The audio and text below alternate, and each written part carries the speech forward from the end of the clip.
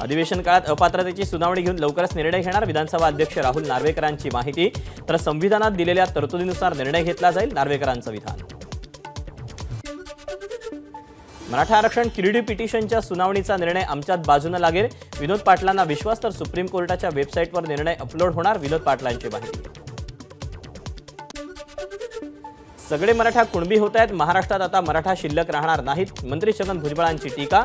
तर मागासवर्ग आयोग राहिलेला नाही, आता मराठा आयोग झाल्याचा भुजबळांचा टोला।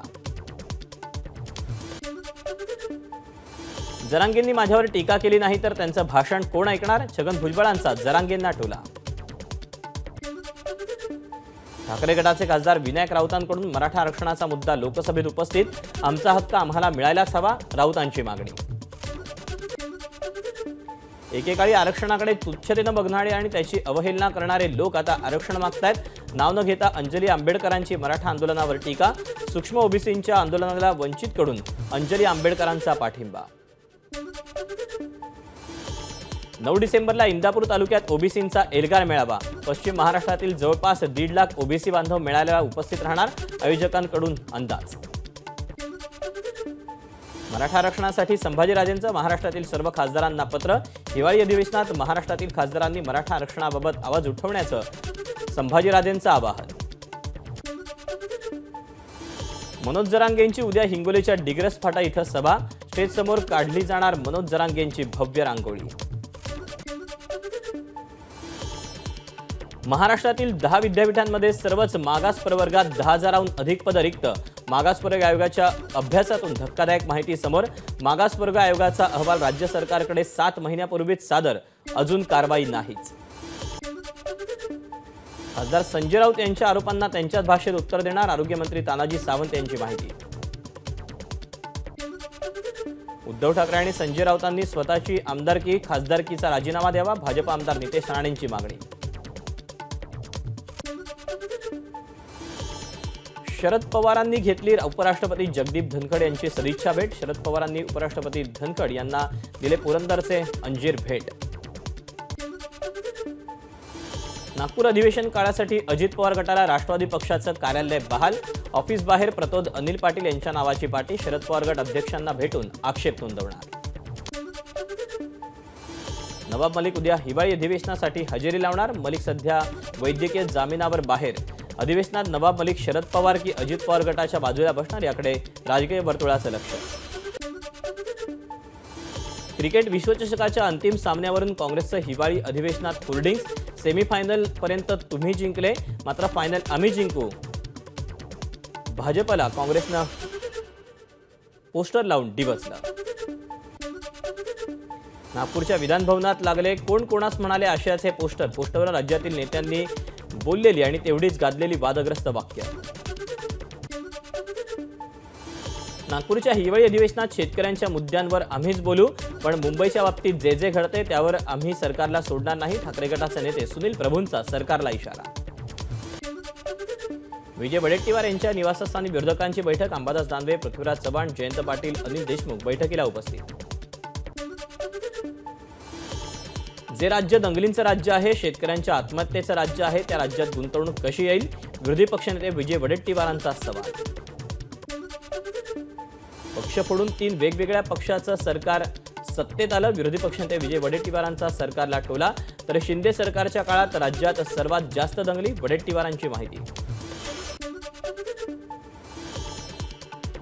देशभरातील वातावरण एनडीएच्या बाजूनं, आम्हाला लोकसभेला 350हून अधिक जागा मिळतील, तर विधानसभेत 200 पेक्षा जास्त जागा मिळतील, केंद्रीय मंत्री रामदास आठवलेंना विश्वास। सोलापूर जिल्हा परिषदेचे लाचखोर शिक्षणाधिकारी किरण लोहार यांच्यावर गुन्हा दाखल, 5,85,00,000ची बेशेबी मालमत्ता जमवल्याप्रकरणी पत्नी आणि मुलांवरही गुन्हा दाखल। नवी मुंबईतील नैना प्रकल्प हटावसाठी शेतकऱ्यांचं आंदोलन, मागण्या पूर्ण होत नाहीत तोपर्यंत आमरण उपोषण करण्याचा निर्धार। दुबईत संयुक्त राष्ट्रांची वार्षिक जागतिक हवामान परिषद COP28 सुरू, युवा सेनाप्रमुख आदित्य ठाकरे हे परिषदेला उपस्थित, विविध चर्चासत्रांदरम्यान महाराष्ट्राचे माजी पर्यावरण मंत्री या नात्यानं आदित्य ठाकरेंकडून आपली भूमिका मांडण्यात आली। सार्वजनिक बांधकाम मंत्री दादा भुसेंनी घेतला समृद्धी महामार्गाचा आढावा, झालेल्या चुका सुधारण्यासाठी प्रशासन तत्पर, भुसेंची माहिती. उंच इमारतीतील अग्निसुरक्षेबाबत राज्य सरकार अजूनही उदासीन, फेब्रुवारीत अधिसूचना जारी करून ठोस उपाययोजना का नाहीत?